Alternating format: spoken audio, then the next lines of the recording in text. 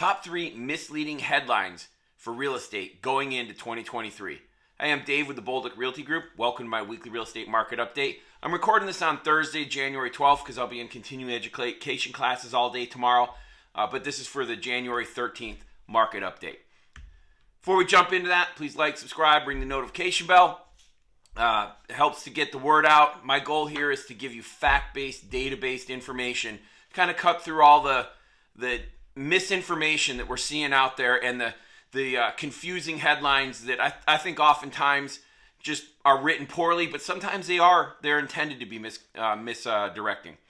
So let's talk about the market. 4,000 even active houses on the market, down 113 from last week. So we're still in that same trend of about 100 to 200 down every week. 89 coming soon. We had 3,324 closed in December. That compares to the 3,431 in November. Pretty flat, down just a little bit, but pretty flat.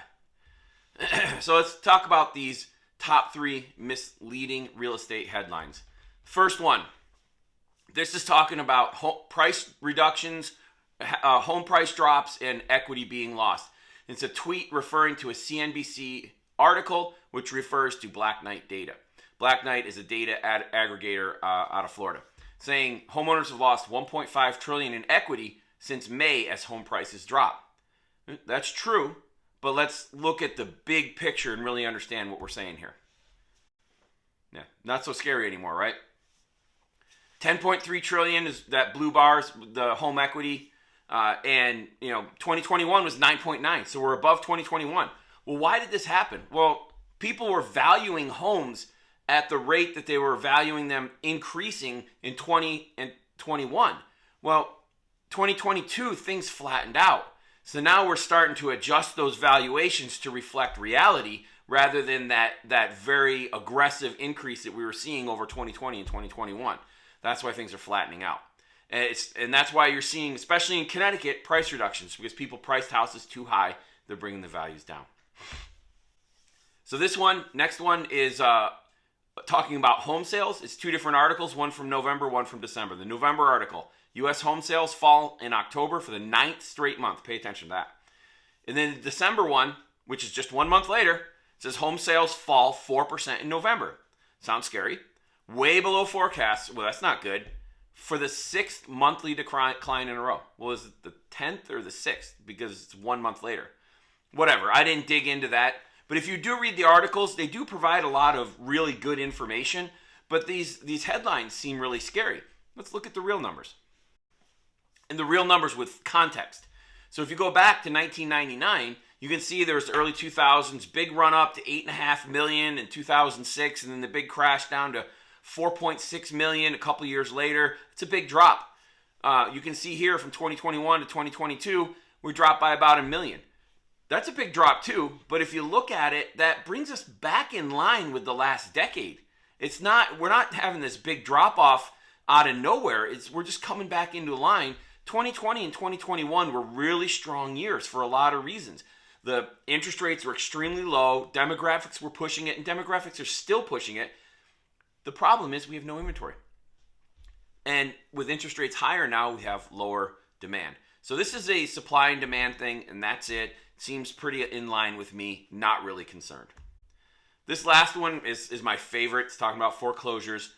You see videos, you see articles in the paper, you see stuff on TV, big crash, foreclosures coming like crazy, the big wave. This is an email that I got, and it says, new data shows foreclosures are up 187% compared to this time last year. 187%. Oh my God, it's over. We're done. Let's look at the real data now. Yeah, I'm not kidding. This is the real data. That 88,000, that's actually only 3 quarters of 2022. We need to add another quarter, so let's add another 30,000. Let's say it's 120,000. Let's go crazy and say it's 150,000. You're still half of the 2019 numbers. Why do we not look at 2020 and 2021? There was a moratorium during that time. From March of 2020 through to July 31st of 2021, there was a moratorium through most of the country. Very few foreclosures were happening. You can't use those years. There's not much good data. We're a year and a half past the end of that moratorium, and we're still only at 120,000 a year. There is not going to be a massive flood of foreclosures. In upcoming videos, I'm going to talk about some leading indicators to foreclosures that make me say this beyond just this backward looking, here's how many foreclosures there were. But we'll get to that. So just to summarize, there's price declines in some area because demand is going down, supply is going up, mostly out west. We're not seeing that here. We're seeing demand is still pretty steady. It is way down because interest rates are up, but it's still pretty steady, and supply is lower and continues to drop, as I just talked about. It's not likely to see big price decreases here. I expect it to be flat to up just a little bit. Home sales are down due to low supply and low demand. Pretty simple, pretty normal. Foreclosures are at a historic lows 1.5 years after the moratorium ended. And I'm gonna, like I said, I'm going to talk about some leading indicators as well. There's not much to talk about with foreclosures.